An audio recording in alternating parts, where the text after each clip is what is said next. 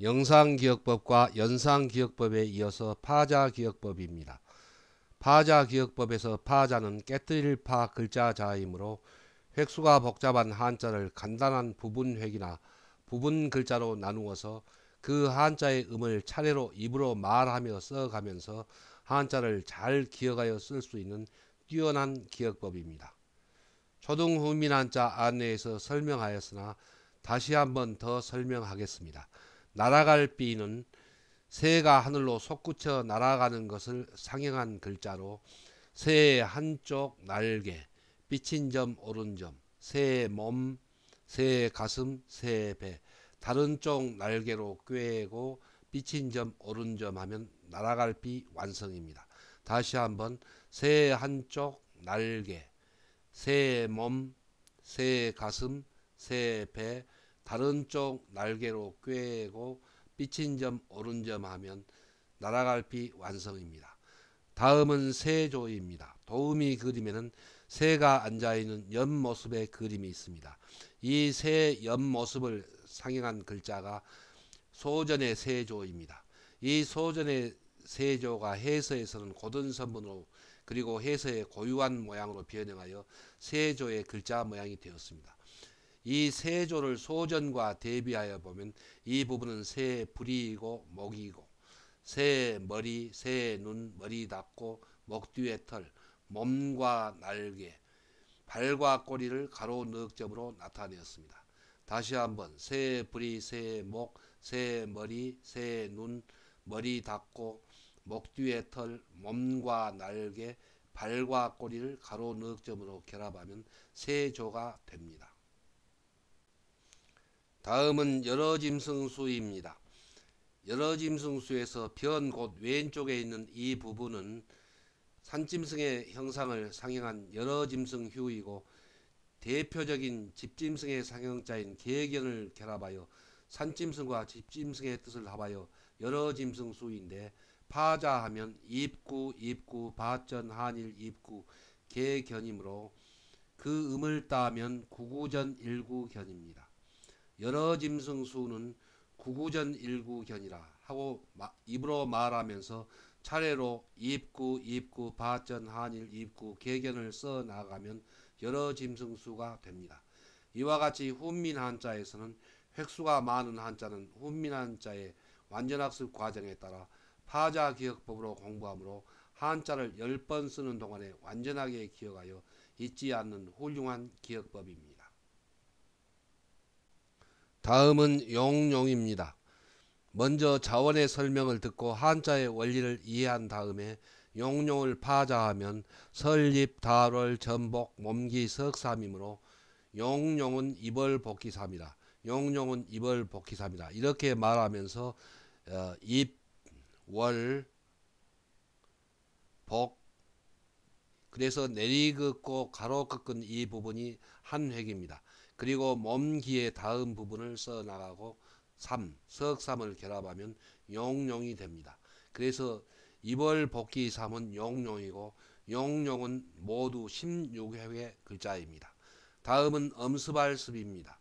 엄습발습은 용용 밑에 옷의를 결합한 글자이므로 먼저 자원의 설명을 듣고 한자의 원리를 이해한 다음에 용용 밑에 옷이를 결합한 글자이므로 엄습발습은 입월복기삼의이니라.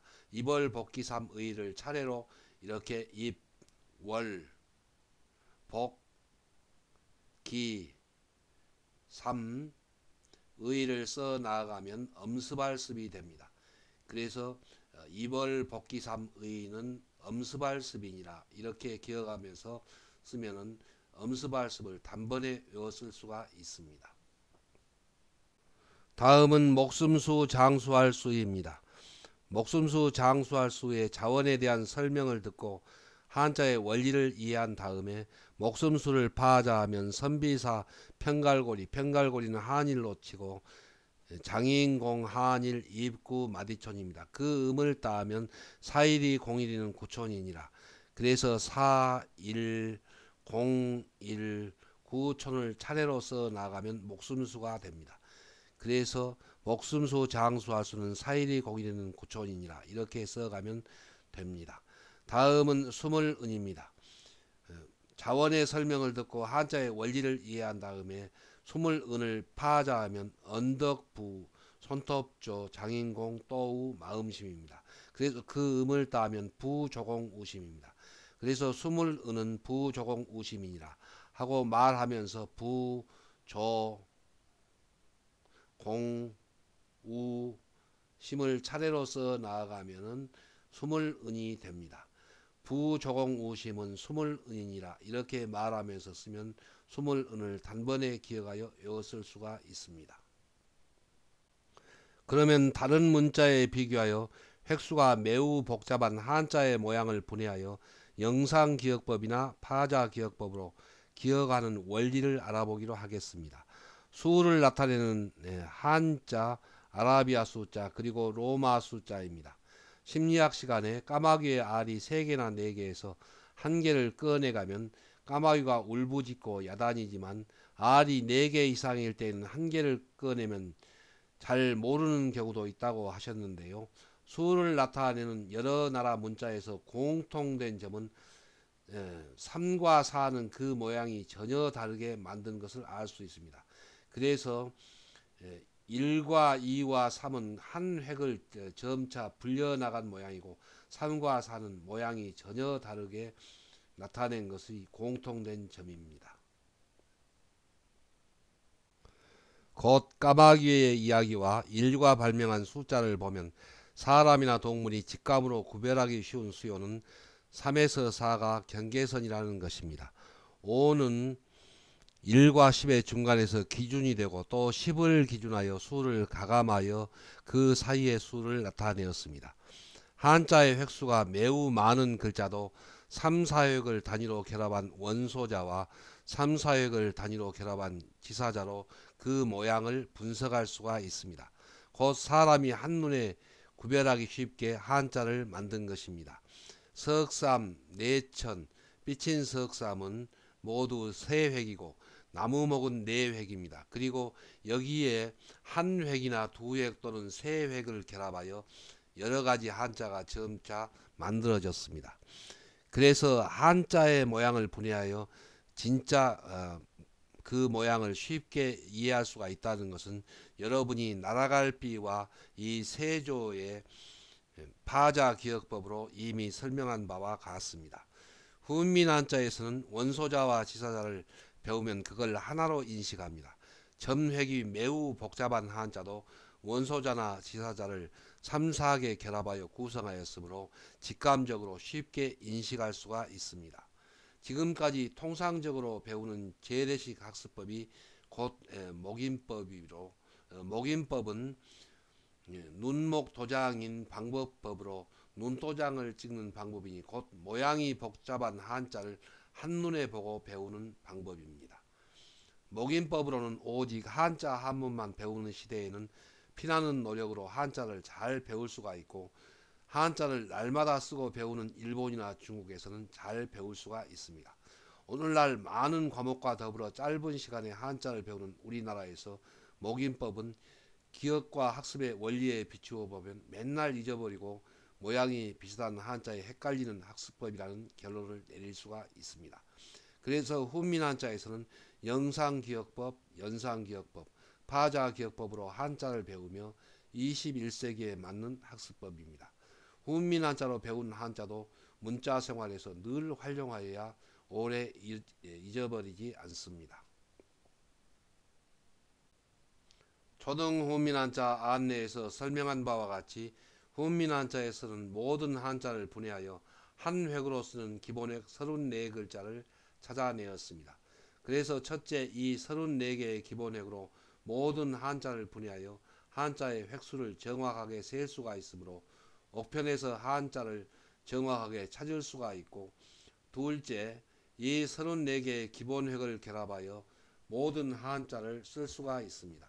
얼핏 보면 두 획으로 보이는 기본획도 한 획은 붓을 한 번 대었다가 떼을 때까지 한 획으로 셈하므로 모두 한 획입니다.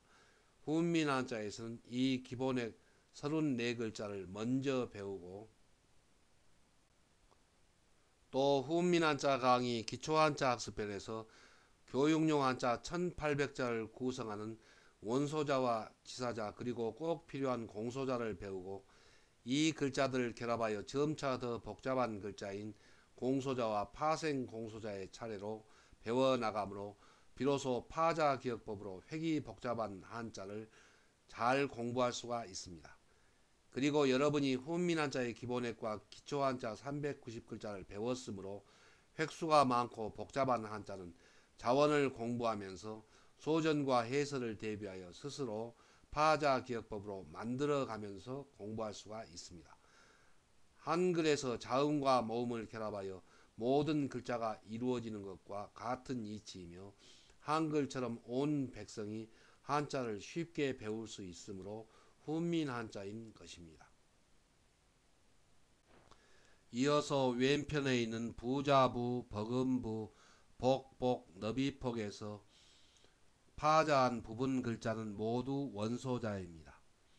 여기에서 공통으로 들어있는 한일, 입구, 밭전은 그 뜻이 한일, 입구, 밭전이 아니고 술두루미를 상행한 글자가 해서로 변형하면서 구분선분이 고든선분으로 변형하여 그 모양이 세 개로 나누어졌고 한일, 입구, 밭전과 글자 모양은 같으나 뜻이 다른 글자입니다.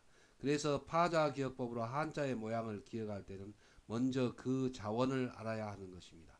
그리고 일구전은 넓은 의미에서 네 글자에 공통으로 들어있으므로 함께공 바탕소 글자자 곧 공소자입니다. 그러므로 자원을 이해하고 나서 파자기억법으로 공부해야 하며 부자부는 연일구전이고 버금부는 일구전도이고 보일시는 시일구전이고 너비폭은 건일구전입니다. 다음은 이 오른쪽 다섯 글자에서 파자한 이 부분 글자는 원소자와 지사자이고 살펴볼 감이 이 다섯 글자에 공통으로 들어 있습니다. 그래서 살펴볼 감은 이 다섯 글자의 공소자입니다. 이 다섯 글자에서 한자를 구성하는 부분 글자의 모양이 그 위치에 따라 변형하는 모양을 나타내었습니다. 그 근거는 보기로 넘칠남에서 이 삼수변이 물수라는 근거는 이 소전의 그 물수의 원형이 그대로 남아 있습니다. 그러므로 자원을 이해하고 나서 파자기억법으로 한자를 공부해야 하며 살펴볼 감은 신인혈이고 넘칠남은 수신일혈이고 쪽풀남은 초신일혈이고 거울감은 금신일혈이고 두루볼남은 신일혈견입니다. 자원을 이해하지 않고 무조건 파자기억법으로 한자의 모양만 공부하면 이와 같이 비슷비슷하여 잊어버리기 쉽습니다. 파자기억법을 잘 활용하여 획수가 복잡한 한자는 스스로 파자기억법으로 만들어가면서 쉽고 재미있게 한자를 공부하기 바랍니다.